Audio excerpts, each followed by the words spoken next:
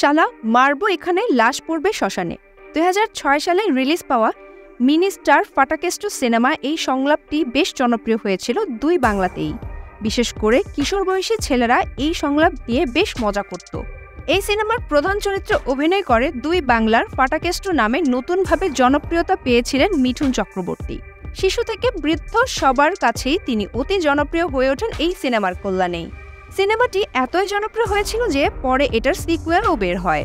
এই সিনেমা দুটি ছাড়াও বারুদ, রাজাবাবু, গুরু, তুলকালাম, যুদ্ধ এই সিনেমাগুলো দিয়ে মধ্যবয়সী নায়ক মিঠুন চক্রবর্তী দুই বাংলায় নতুন রূপে পরিচিত হতে লাগলেন। বাংলাদেশের গ্রাম বা মফস্বলে মিঠুন চক্রবর্তীর জনপ্রিয়তা এইসব সিনেমা দিয়েই। এই সিনেমাগুলো দিয়ে বাণিজ্যিক সফল নায়ক হিসেবে পরিচিতি পেলেও মিঠুন চক্রবর্তী বেশ কিছু ভালো বাংলা সিনেমায় অভিনয় করেছেন। সেগুলো মিঠুন চক্রবর্তীকে করেছে একজন পরিণত অভিনেতা। এই সিনেমাগুলো দিয়ে বাণিজ্যিক সফল নায়ক হিসেবে পরিচিতি পেলেও মিঠুন চক্রবর্তী বেশ কিছু ভালো বাংলা সিনেমায় অভিনয় করেছেন, যেগুলো মিঠুন চক্রবর্তীকে করেছে একজন পরিণত অভিনেতা। সেই সব ছবির মধ্যে প্রথমেই আসে বুদ্ধদেব দাশগুপ্তের তাহাদের কথা সিনেমার নাম। এই সিনেমায় অনবদ্য অভিনয়ের জন্য 1992 সালে জাতীয় পুরস্কারও অর্জন করেন। এছাড়া ত্রয়ী, কালপুরুষ, তিতলি, শুকনো লঙ্কা, আমি সুভাষ বলছি, নোবেল চোর, এক নদীর গল্প, নকশাল সিনেমাগুলোর সৌজন্যতায় তিনি হয়েছেন বাংলা সিনেমার এক প্রখ্যাত অভিনেতা। মহানায়ক উত্তম কুমারের সঙ্গে কাজ করেছেন কলঙ্কিনী কঙ্কাবতী ছবিতে। শর্মিলা ঠাকুরের সঙ্গে রোমান্স করে গিয়েছেন আধো আলো ছায়াতে। তবে 70 বা 80 দশকের নন্দনিক সিনেমার অভিনেতা মিঠুন চক্রবর্তী 90 এবং 00 দশকে বাণিজ্যিক সিনেমার অভিনেতা হিসেবে বাজিমাত করেন ওপার বাংলার সিনেমা দিয়ে। গুঞ্জন আছে যে মিঠুন চক্রবর্তী 70-এর দশকে বাংলাদেশের চলচ্চিত্রে কাজ করতে চেয়েছিলেন, কিন্তু দেখতে অতটা সুদর্শন ছিলেন না বলে পরিচালকরা ফিরিয়ে দেন। অবশ্য পরবর্তীতে বরিশালের ছেলে মিঠুন কাজ করেছেন বাংলাদেশেও। শক্তি সামন্তের যৌথ প্রযোজনার সিনেমা অবিচারে অভিনয় করে তখন বেশ আলোচিত হয়েছেন।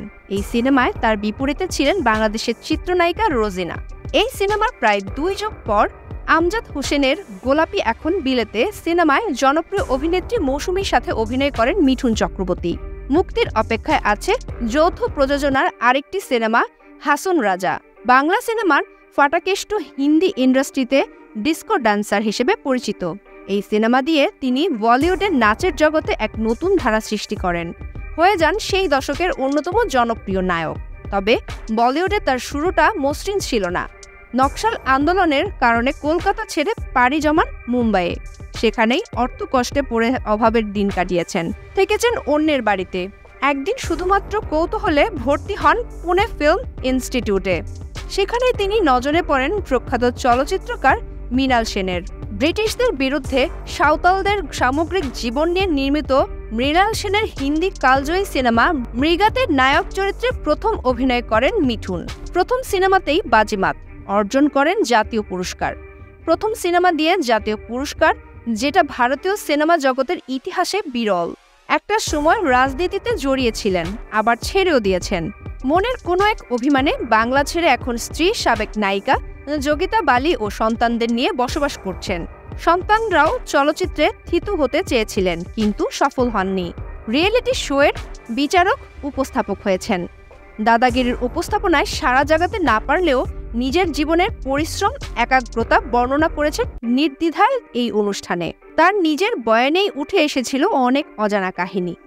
মিঠুন চক্রবর্তী শুধু জনপ্রিয় বা শক্তিশালী অভিনেতা নন, একজন মানুষ হিসেবেও তার একাগ্রতা, পরিশ্রম এবং মেধা অনুকরণীয়। এখনও মানানসই চরিত্র পেলে অভিনেতা হিসেবে তিনি সমুজ্জ্বল উপস্থিতি দিয়ে আমাদের মন্ত্রমুগ্ধ করে রাখতে পারেন। শুভকামনা রইল এই গুণী অভিনেতার জন্য।